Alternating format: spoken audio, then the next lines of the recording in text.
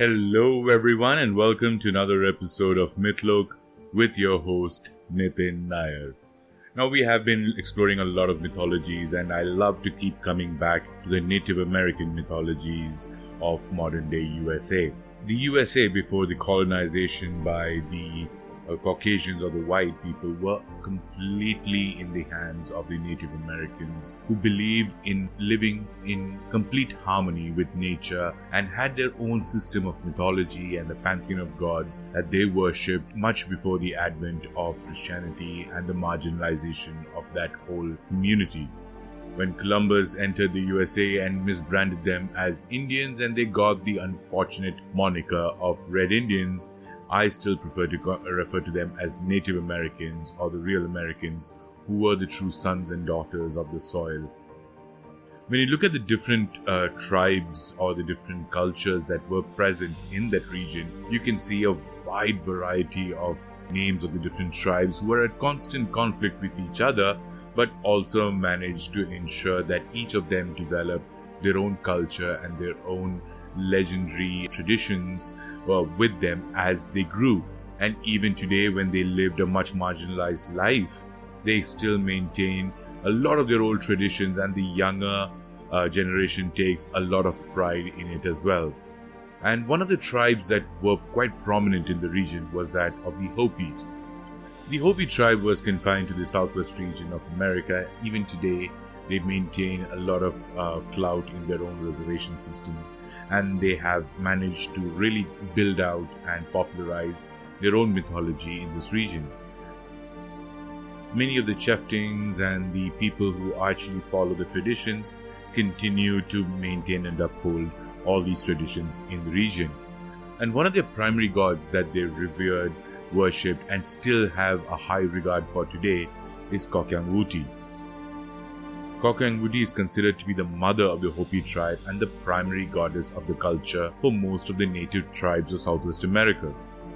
In the myths, she is supposed to have created humans from clay and then led them to the fourth world.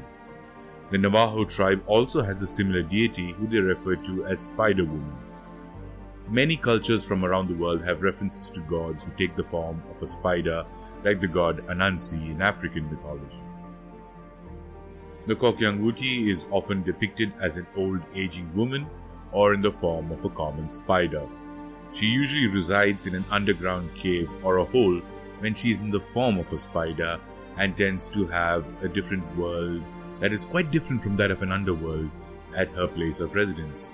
She frequently emerges from her hole or a cave, transforms into an old aging woman to take care of the needs of the people of the Hopi tribe.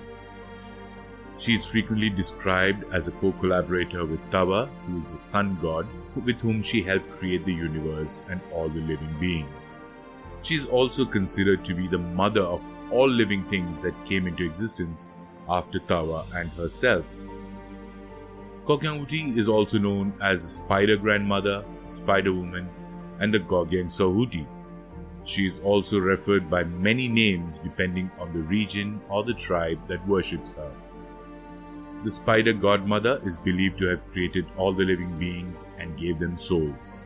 She crafted all the humans in her and Tawa's likeness out of clay and then breathed life into them. She had to redo her creation multiple times till she had them exactly as she wanted them.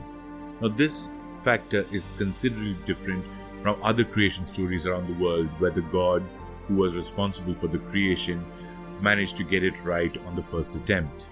When she is called upon, she will help people in many ways, such as giving advice or providing medicinal cures. Kokyangwuti is still worshipped by the Native American tribes of Southwest USA, and many tribes still keep their traditions alive.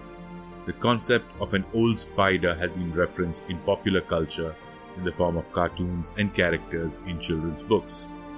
Modern education system, however, tends to ignore these deities and the traditional folklores and tales of the tribes, but then the current generation of the Native Americans has wholeheartedly accepted Kokyangwuti, Tawa, and all the other gods that were dear to the Hopi tribe as one of their own and still maintain the high regard that they have for them.